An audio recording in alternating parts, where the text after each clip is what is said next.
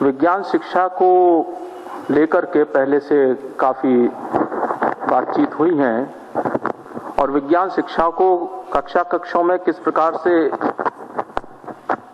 संचालित किया जाए और किस प्रकार से उसको विधियां चलें, उस पर ये बातचीत है। सामान्यतः देखा जाता है कि जो विज्ञान का शिक्षण है वो परंपरागत तरीके से और कुछ पाठ्य पुस्तकीय शिक्षण विधाओं पर आधारित है, जिसको नवीन परिप्रेक्ष्य में जानना और समझना आवश्यक है। हम सभी को अवगत है कि विज्ञान शिक्षा के क्या उद्देश्य हैं, परंतु फिर भी हम जब कक्ष में जाते हैं, समस्त विद्वज्जन या अध्यापक महोदय या छात्र छात्राएं, तो हमें ये पुनः स्मरण कर लेना चाहिए कि विज्ञान शिक्षा के उद्देश्य क्या हैं। हम वादन शुरू होने से पहले कक्ष में जाते हैं और वादन पूरा होने के पश्चात समझ लेते हैं कि हमारा विज्ञान का शिक्षण पूरा हो गया। हम इनके उद्देश्यों पर ध्यान नहीं देते कि इसके उद्देश्य क्या हैं। आपके सम्मुख है विज्ञान शिक्षा के उद्देश्य, जिसमें वैज्ञानिक अभिवृत्ति विकसित करना, उसके अतिरिक्त अन्य उद्देश्य भी हैं, जिनमें कई महत्वपूर्ण उद्देश्य आपके सम्मुख हैं, जिसे विज्ञान को सामाजिक उद्यम की तरह देखना। विज्ञान क्या है, क्यों इसको इस प्रकार से देखा जाता है, किसके लिए विज्ञान है, पुस्तकों की चीजों को समझ करके परीक्षा में लिख देना मात्र विज्ञान है या इससे भी ज्यादा आगे चल करके विज्ञान है, कक्षा के बाहर विज्ञान है और कक्षा के भीतर विज्ञान है। यह सब विज्ञान शिक्षा के उद्देश्यों को हमको दृष्टिगत रखना चाहिए। विज्ञान किस प्रकार से चलता है, यह भी इन प्रस्तुतियों में बताया जाएगा। सर्वप्रथम आवश्यकता है कि विज्ञान की समझ होनी चाहिए कि विज्ञान को हम किस तरीके से देखें। विज्ञान नवीन ज्ञान के सृजन की सुविकसित पद्धति और तरीका है, जिसको हम वैज्ञानिक पद्धति कहते हैं। विज्ञान एक प्रक्रिया है और उसमें उत्पाद भी है। प्रक्रिया के अंतर्गत विभिन्न प्रकार के चरण हैं और चरणों से गुजर करके जब हम कोई सूत्र या फॉर्मूला डिराइव कर देते हैं तो उसको हम उत्पाद कहते हैं। सामान्यतः देखा यह जाता है कि हम सूत्र और नियमों को रट लेते हैं और परीक्षा में लिख देते हैं और हमारे कक्षों में भी विज्ञान में इस बात पर जोर होता है कि इनको याद कर लिया जाए, स्मरण कर लिया जाए और रटने की भी स्थिति आ जाती है। तो वो ज्ञान विज्ञान नहीं है। विज्ञान वह है जो प्रक्रियाओं से गुजर करके एक उत्पाद पर जाया जाए और प्रक्रिया महत्वपूर्ण है। विज्ञान एक बौद्धिक प्रयास है और एक वैज्ञानिक दृष्टिकोण के साथ आगे बढ़ने की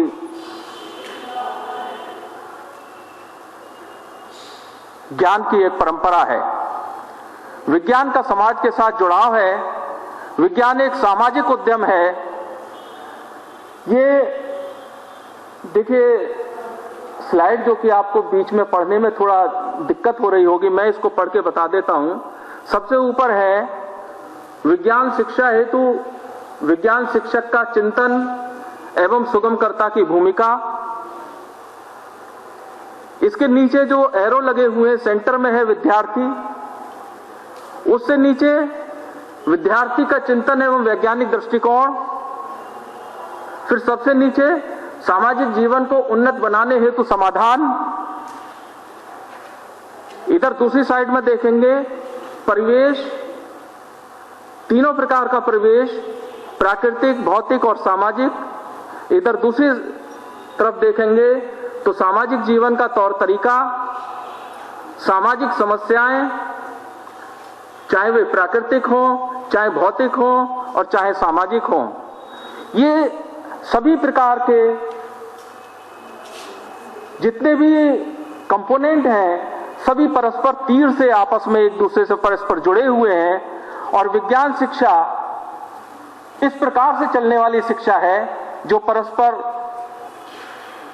चलने वाली चीज है। जैसे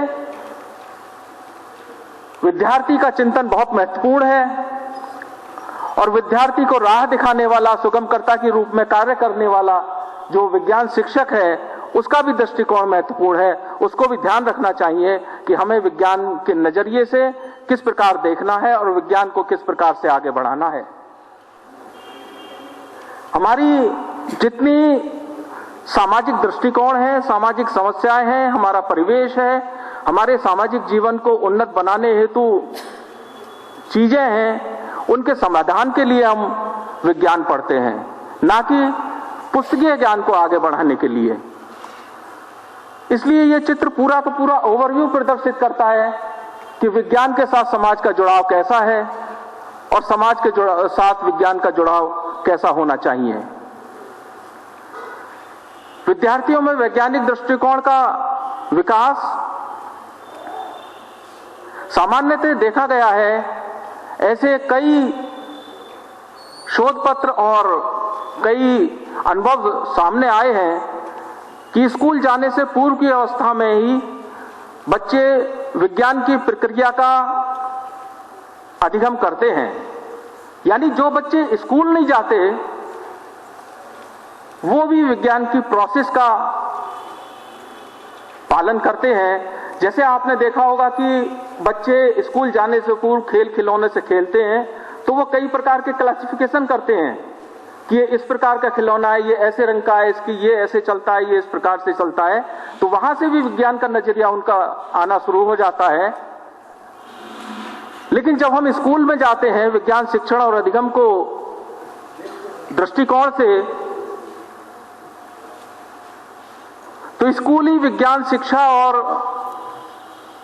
अधिगम की स्थिति उतनी अच्छी नहीं बन पाती। धीरे धीरे ऐसा देखने में आया है कि विज्ञान का शिक्षण, अधिगम तथा आकलन पुस्तकीय ज्ञान पर आधारित हो जाता है।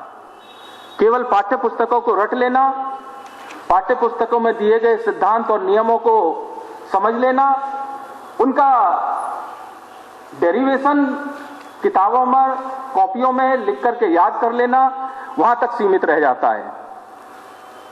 और क्रिएशन ऑफ न्यू नॉलेज, नवीन ज्ञान के सृजन की मात्रा बहुत कम रहती है।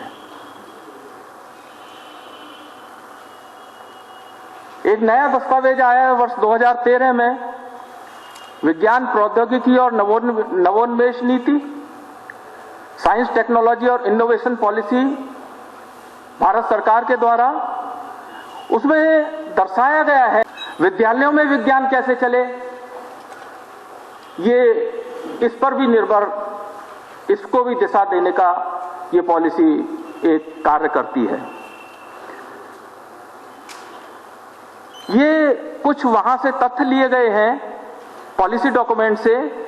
उसमें प्रमुख रूप से जो स्कूलों में विज्ञान शिक्षा की स्थिति है और विज्ञान से जुड़े हुए समस्त महानुभाव यहां बैठे हैं, उनके भी संज्ञान में लाना ये आवश्यक है कि वैज्ञानिक प्रकाशनों की संख्या में वैश्विक रूप से भारत का 9वां स्थान है, पेटेंटों की संख्या में 12वां स्थान है, भारतीय प्रकाशनों की समग्र वार्षिक दर 12 ±1% है और भारत की हिस्सेदारी वर्ष 2001 में 1.8% और वर्ष 2011 में यह हिस्सेदारी बढ़कर 3.5% हो गई थी।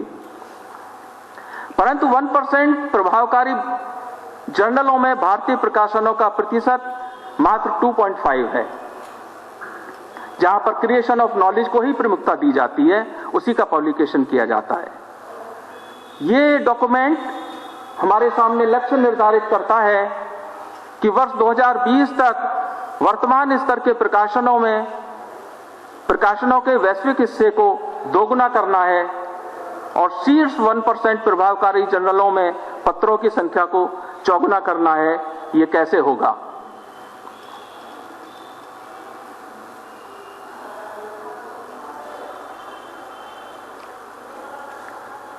इसके लिए कुछ हमने विद्यालयों में चलने वाले विज्ञान शिक्षण पर अनुभव किया है कि विज्ञान के शिक्षण अधिगम की बाल केंद्रित नवाचारी विधियों का प्रयोग किया जाए। इनको नवाचारी इस सेंस में कहा जा रहा है। वैसे तो ये काफी लंबे समय से विधियां हैं, परंतु नवाचारी इस रूप में कहा जा रहा है कि इनको थोड़ा सा मॉडिफाई किया गया है और देश काल परिस्थिति के अनुरूप। यहां देश काल परिस्थिति का मतलब यह है कि हमारे देश की क्या विविधताएं हैं, समय क्या है, यानी आजकल हमारी चुनौतियां क्या हैं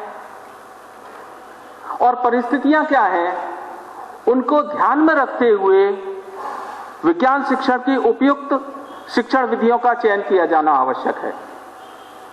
ये जो शिक्षण विधियां हैं उनमें प्रमुख रूप से 4 हैं, जिनमें अनुसंधान विधि, जिसको ह्यूरिस्टिक मेथड भी कहते हैं, परियोजना विधि, प्रोजेक्ट मेथड कहते हैं इंग्लिश में, समस्या समाधान विधि और आगमन विधि, इंडक्टिव मेथड।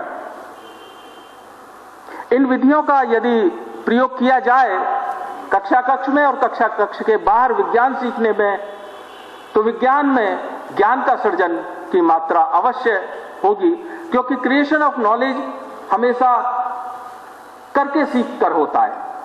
विज्ञान ऐसा विषय है जो करके सीखने का विषय है, ना कि पाठ्य पुस्तकीय ज्ञान को पढ़ लेने का और समझ लेने का विषय है। वो तो एक सूचना मात्र है जिसको हम समझ लेते हैं और फिर बता देते हैं परीक्षा में। क्रिएशन ऑफ नॉलेज के लिए अनुसंधान विधि को किस प्रकार से प्रयोग किया जाए, यहां पर कुछ उदाहरण प्रस्तुत हैं। कक्षा 12 जीव विज्ञान का अध्याय 15 एनसीईआरटी की पाठ्यपुस्तक है, उससे ये उदाहरण लिए गए हैं। उसमें 15वां पाठ है जीव विविधता एवं संरक्षण। उस पाठ को यानी बायोडाइवर्सिटी एंड कंजर्वेशन को किस प्रकार से कक्षा कक्ष में और कक्षा कक्ष के बाहर संचालित किया जाए, यहां पर कुछ पॉइंट्स उसके लिखे हुए हैं। जैसे उद्देश्य निर्धारित किए जाएंगे। जनरली हम क्या करते हैं कि हम काम करने लगते हैं और उद्देश्यों को स्मरण में नहीं रखते हैं। एक नया कंसेप्ट इसमें दिया गया, पॉइंट नंबर 2, जीव विविधता का रजिस्टर बनाना। ये बिल्कुल नया कंसेप्ट है, ये आपको कहीं किताबों में या कहीं रिसर्च पेपर में नहीं मिलेगा। हमने इसको इसलिए दिया है क्योंकि बायोडाइवर्सिटी, जब आप इस विद्यालय से बाहर जाएंगे या विद्यालय के बाहर भीतर रहते हुए भी हमारे बच्चे देखते हैं कि विभिन्न प्रकार के पेड़ पौधे और जीव जंतु हैं और उनमें परस्पर विभिन्नता है।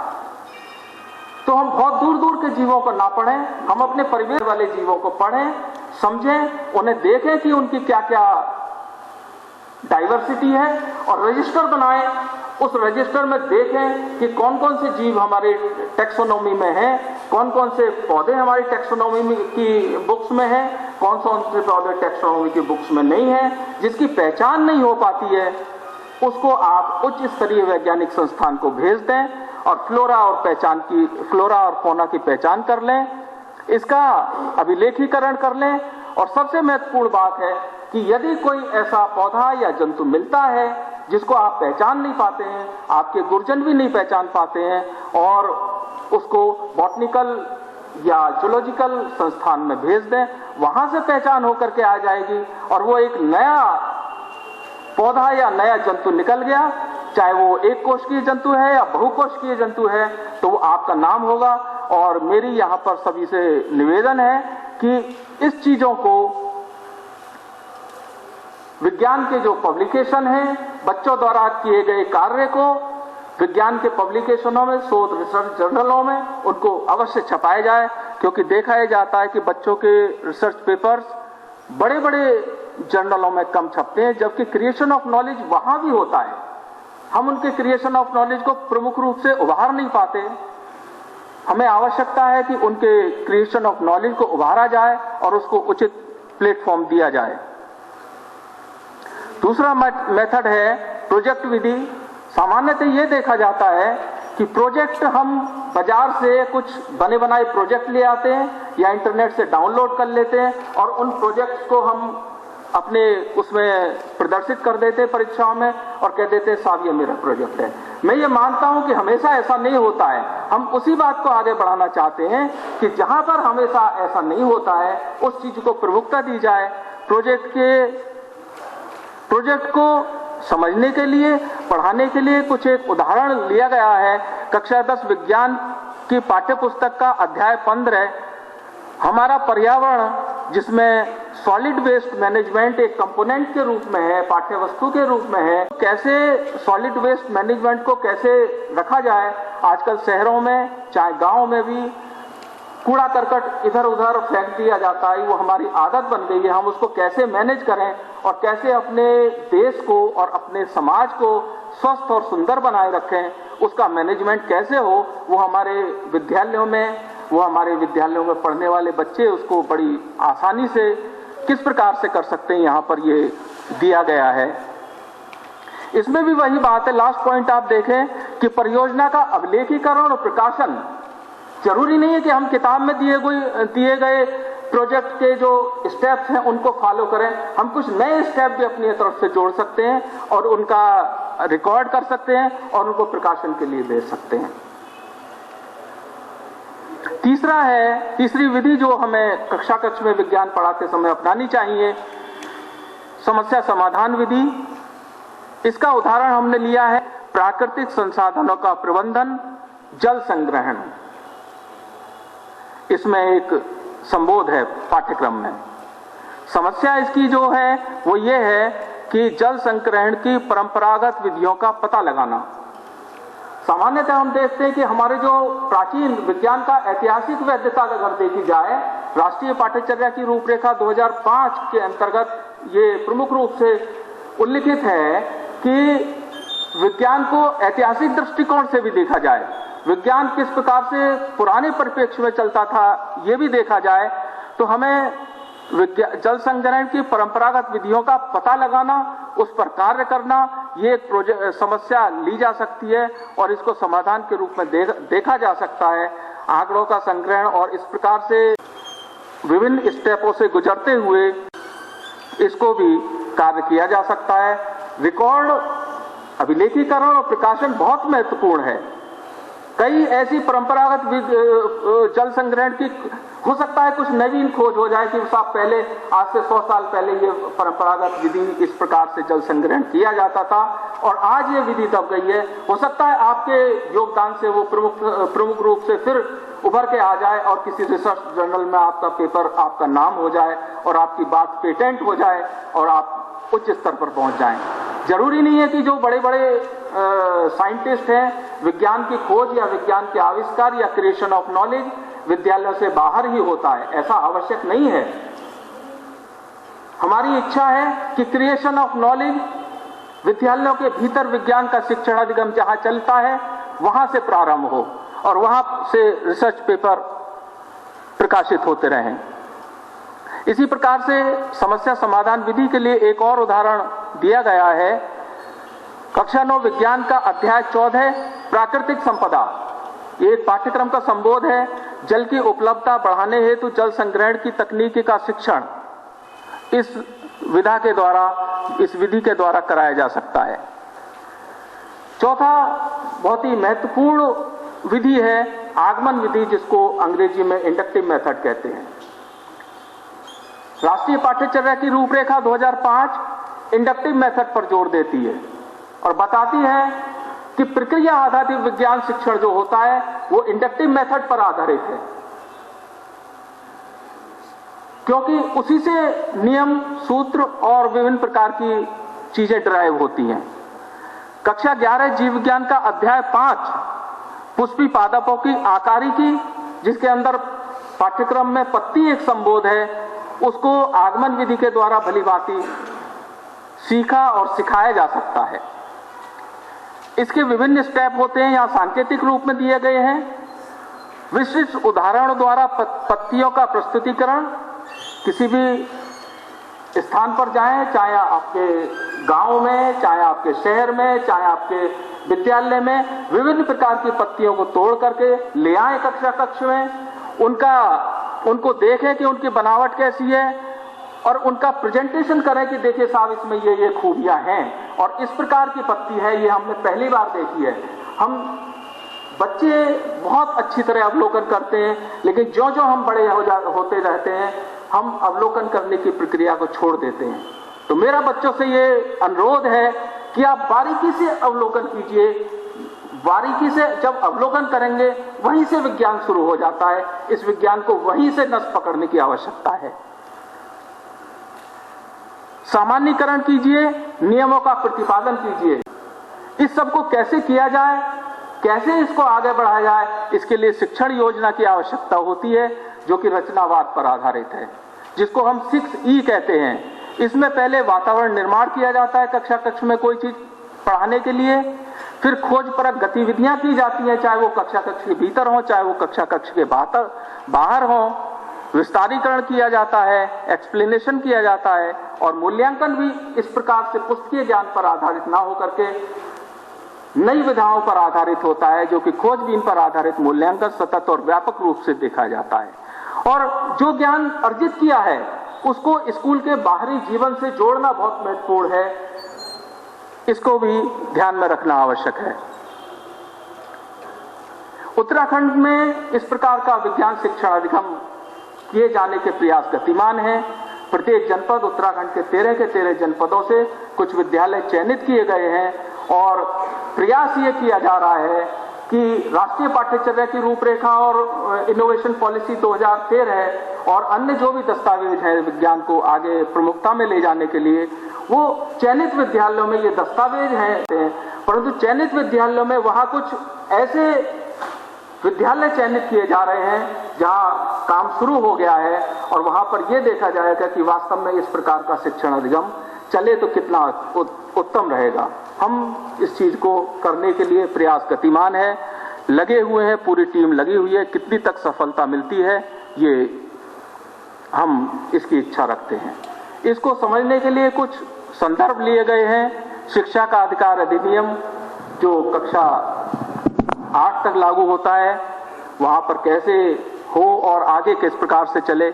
हमारा संविधान की बात इसमें है और वैज्ञानिक दृष्टिकोण की बात जो कि पहले से हमारी ड्यूटीज में भी है, और इसमें कुछ आर्टिकल दिए गए हैं और कक्षा 9 से लेकर के 10, 11 और 12 की जो पाठ्य पुस्तकें हैं उनका ध्यान में रखा गया है और उनके उदाहरण यहाँ पर प्रस्तुत किए गए हैं। सभी को धन्यवाद।